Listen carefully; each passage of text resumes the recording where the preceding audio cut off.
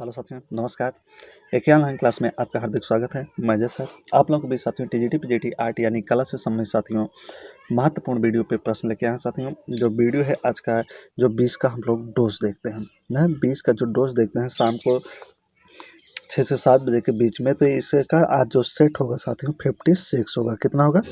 56। इसमें 20 महत्वपूर्ण क्वेश्चन हम आपको देखने को मिलते हैं जो एग्जाम की दृष्टि 2022 की दृष्टि से वेरी मोस्ट होता है, बहुत ही इंपॉर्टेंट होता है साथियों। तो वीडियो अच्छा लगे तो वीडियो को आप लाइक करेंगे और दोस्तों के पास शेयर करेंगे। जो नए व्यूअर्स हैं चैनल को जरूर वो सब्सक्राइब करेंगे साथियों। तो चलते हैं। सबसे ऊंची बुद्ध की मूर्ति जो हाल में ध्वस्त की गई थी कहाँ पर स्थित है? कह रहा है कि सबसे ऊंची बुद्ध की मूर्ति किसकी? बुद्ध की मूर्ति है सबसे ऊंची जो हाल में ध्वस्त की गई थी, ये कहाँ पर स्थित है न? महात्मा बुद्ध की सबसे ऊंची मूर्ति है साथियों न, जो अभी जल्दी में ध्वस्त कर दी गई थी, तो ये कहाँ पे है?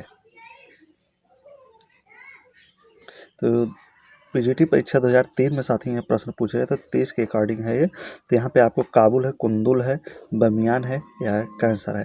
तो इसमें से बताइए कहाँ पे है साथियों। तो चारों में जो राइट आंसर आपका बनेगा हो जाएगा बमियान। कहाँ जाएगा? बमियान न। यहाँ पे ये सबसे ऊंची क्या थी? बमियान की ये मूर्ति साथियों जो तत्कालीन तालिबान नेता कौन थे? तालिबान नेता मुल्ला मोहम्मद उमर के आदेश से इसे 2001 में नष्ट करवा दिया था। कब? 2001 में। 2001 में इसे नष्ट करवा गया था। तालिबान नेता थे। कौन थे?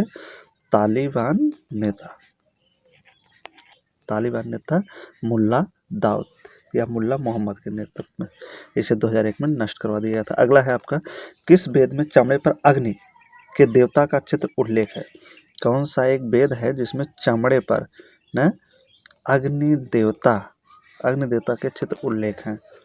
किस वेद पर चमड़े पर अग्नि देवता के चित्र उल्लेख हैं? अथर्ववेद में, यजुर्वेद में, सामवेद में या ऋग्वेद में?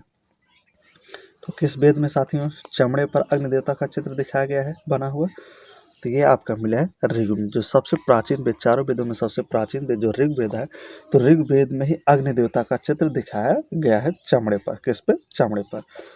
तो अग्नि देवता का चित्र था। तो कभी कभी ऋग्वेद पूछता है, कभी कभी ऐसे पूछ लेता है प्रश्न में न कि ऋग्वेद में किस देवता का चित्र चमड़े पर बना हुआ, तब आप वहाँ अग्नि लगाएंगे। ठीक है ना।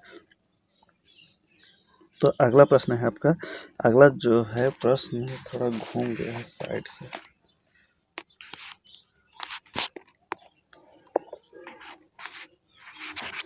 ना। तो ये जो प्रश्न है साथी है आपका, निफ्ट क्या है? निफ्ट शैक्षणिक केंद्र किस क्षेत्र में कार्य कर रहा है?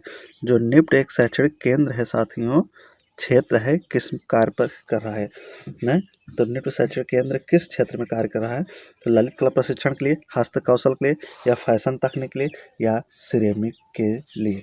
तो निफ्ट शैक्षणिक जो केंद्र इस क्षेत्र कार्य कर रहा है साथियों, तो किस केंद्र में? तो इसका जो केंद्र हो जाएगा तो ये अगर देखा जाए तो फैशन तकनीक पे जो निफ्ट शैक्षणिक केंद्र जो फैशन तकनीक पर ये काम कर रहा है, फैशन तकनीक पर न। तो यह कार्य जो कर रहा है साथियों, तो वर्ष 1986 में भारत सरकार के वस्त्र मंत्रालय के तत्वावधान में यह कार्य कर रहा है। तो कब? 1946 में, 1906 में।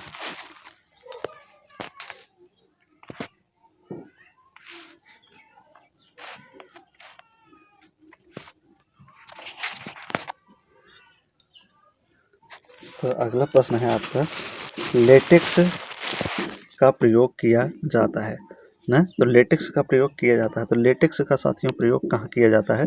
तो थोड़ा एक प्रश्न इसमें उल्टा हो गया है, उसके लिए माफ़ी चाहता हूँ साथियों, ध्यान न देने के कारण ऐसा हो गया है। तो लेटेक्स का प्रयोग कहाँ किया जाता है? तो जूट निर्माण में, रबर निर्माण में, कैनवास निर्माण में या गोंद के रूप में?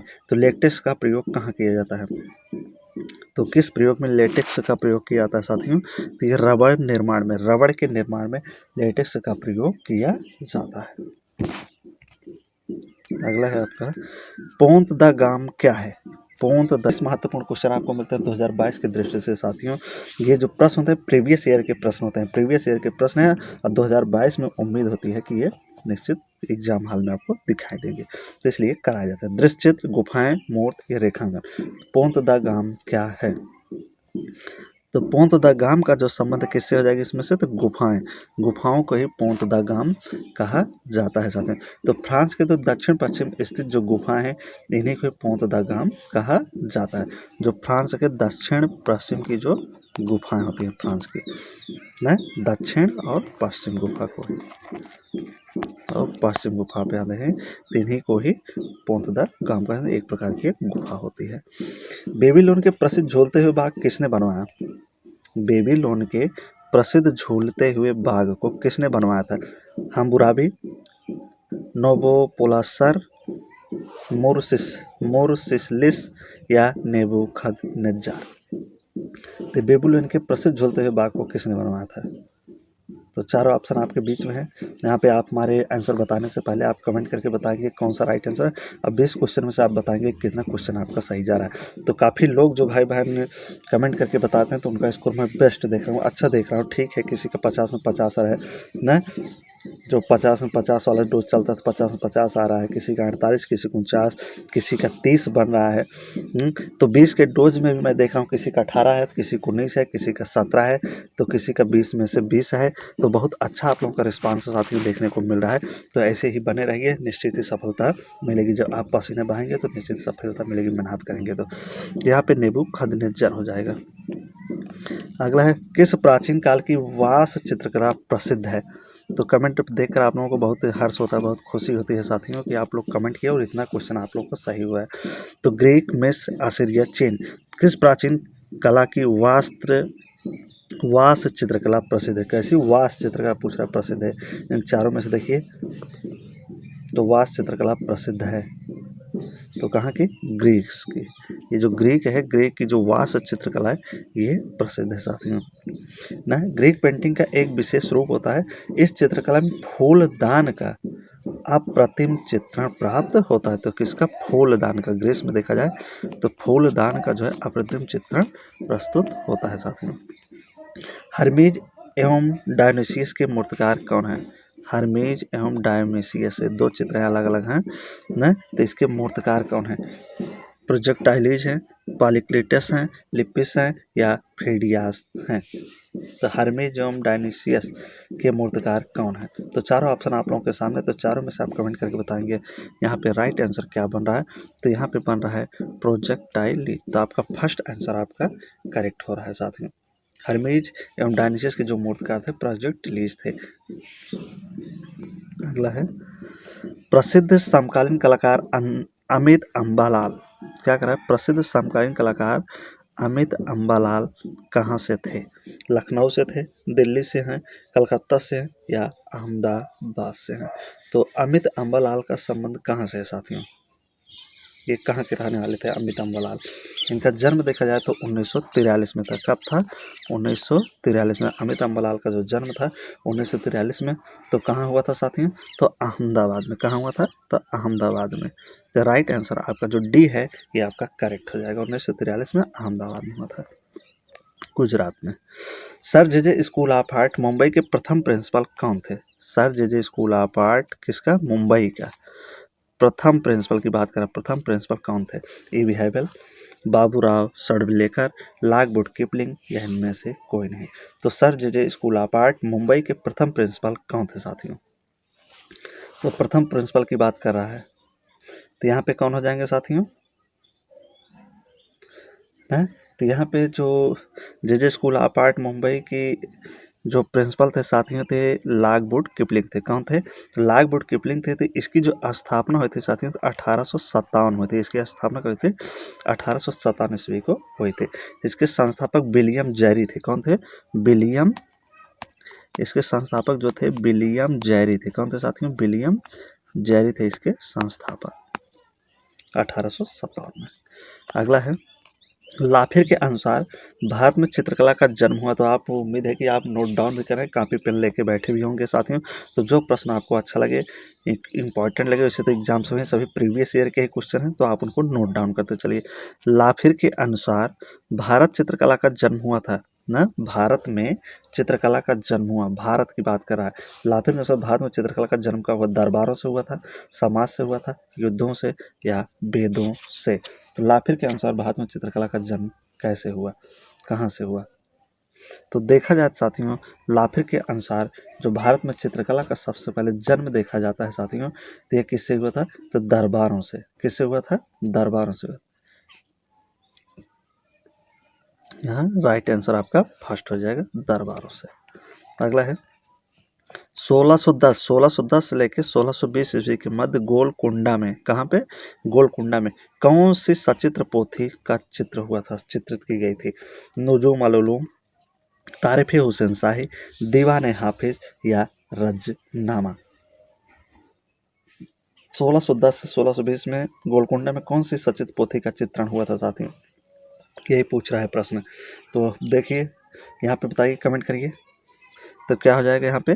दीवान ए हाफिज। क्या हो जाएगा? दीवान ए हाफिज का चित्रण हुआ था साथियों 1610 से 1620 में। गोलकुंडा में दीवान ए हाफिज सचित्र पोथी का चित्रण किया गया था। नुजुल अल उलूम ना, अगर देखा जाए ना, तो यहाँ पे जो राइट आंसर बन रहा है दीवान ए हाफिज बन रहा है, लेकिन नुजुल अल उलूम प्रसिद्ध ग्रंथ जो इस्माइल अली आदिल शाह के राज्यकाल में बना था ना। इसका जो स्थापना था 1570 था। किसका? नुजुल अल उलूम का, इसका पहले वाले का ना। तो 1570 था इसका समय ना। तो अली आदिल शाह के द्वारा ये बनाया गया था, इसका तैयार निर्माण कराया गया था ना। एक है तारिफ हुसैन शाही। तो तारिफ हुसैन शाही जो बना था साथियों, ये अहमदनगर के जो शासक थे साथियों, इनके द्वारा बनाया गया था 1561 से 95 में। कब बनाया गया था? 1561 से 95 में तारिफ हुसैन शाही का निर्माण किया गया था। किसका? तारिफ हुसैन शाही का। और नुजुल उल उलूम 1570 था। तो आगे बढ़ते हैं। बैठा हुआ मुक्केबाज निम्न में से किस कला से संबंध रखता है? जो बैठा हुआ मुक्केबाज है, इसका कला से किस प्रकार से संबंध है? चारों में से ग्रीक से है, रोम ना, ग्रेको रोमन से, जर्मन से या ग्रेको स्ट्रैक्शन से? तो बैठा हुआ मुक्केबाज कहाँ से संबंधित है इनमें चारों में से? तो इसका चित्र कहाँ पे बना था ना? तो बैठा हुआ जो मुक्केबाज का संबंध साथियों, तो ये ग्रीक कला से। कहाँ से है? ग्रीक कला से इसका संबंध था। अगला है पट चित्रण कहाँ की कला है? पट चित्रण जो है कहाँ की कला? तो जितना ही आप रिवीजन करेंगे उतना ही आपका बहुत बड़ा स्कोर आप खड़ा कर सकते हैं साथियों टीजीटी पीजीटी परीक्षा हाल में। और आप जानते हैं बहुत ही डिफिकल्ट, बहुत कठिन रहेगा। 125 में से आपको 120 क्वेश्चन क्या करेंगे? हल करने होंगे, तब जाके कहीं सिलेक्शन आपका पक्का होगा साथियों। तो रिवीजन से ही ये सब संभव है। तो पट चित्रण कहाँ की कला है? तो पट चित्रण जो है आपकी ये उड़ीसा की ये कला है। कहाँ की है? उड़ीसा की है। तो ये उड़ीसा की एक कला है जो साथ में भगवान जगन्नाथ के मंदिर पर आधारित पेंटिंगों द्वारा ये बनाई जाती है। यह चित्र अधिकतर कपड़ों पर ही बनाया जाता था। तो इसमें भगवान जगन्नाथ, किसके? जगन्नाथ, भगवान जगन्नाथ का तस्वीर कपड़े पर बनाया जाता है। किस पर? कपड़े पर बनाया जाता है।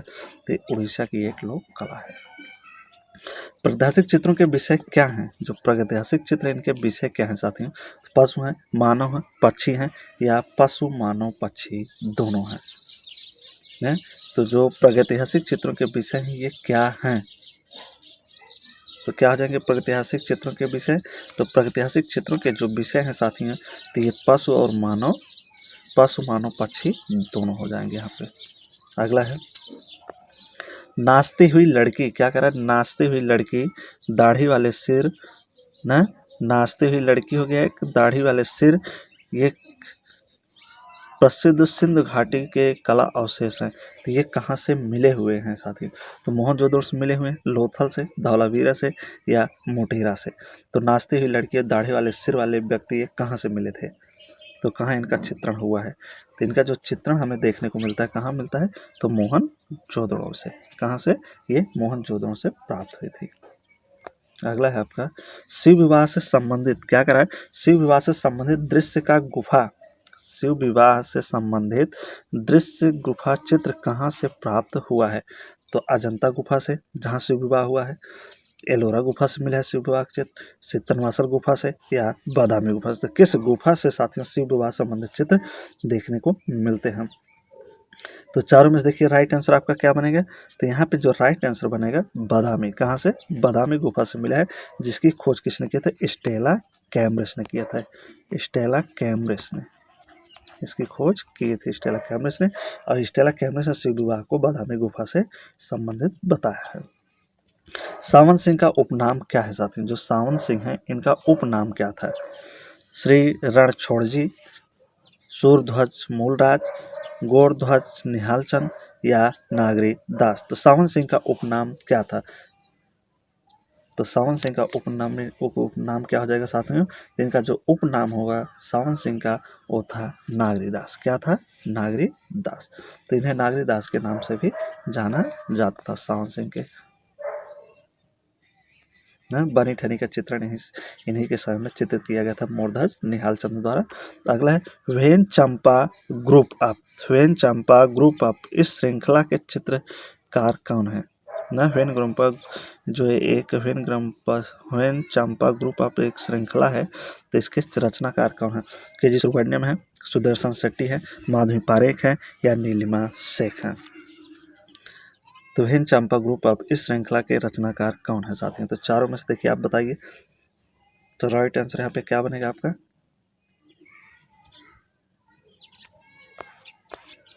क्या बनेगा यहाँ पे राइट आंसर। तो यहाँ पे जो राइट आंसर बनेगा आपका नीलिमा शेख थी। कौन थी, Nilima Sheikh. When Champa grew up of जो चित्र श्रृंखला था ये नीलिमा शेख के द्वारा बनाया गया था। अगला है आपका प्रश्न, सालो द रिफ्यूजीज क्या था। सालो द रिफ्यूजीज क्या था साथियों। तो सालो द रिफ्यूजीज क्या है, तो एक कला प्रदर्शनी है, चित्र है, म्यूजियम है या राजनीतिक संस्था है। तो सालो द रिफ्यूजीज क्या है, तो ये आज का आखिरी क्वेश्चन है साथियों। 2020 का जो हम लोग डोज देखते हैं सुबह, वो सॉरी शाम को जो 6 बजे से 7 बजे तक देखते हैं, तो उसका प्रश्न का ये आखिरी क्वेश्चन है। तो लास्ट क्वेश्चन है, तो आप कमेंट करके बताइए कि सालो द रिफ्यूजीज क्या था।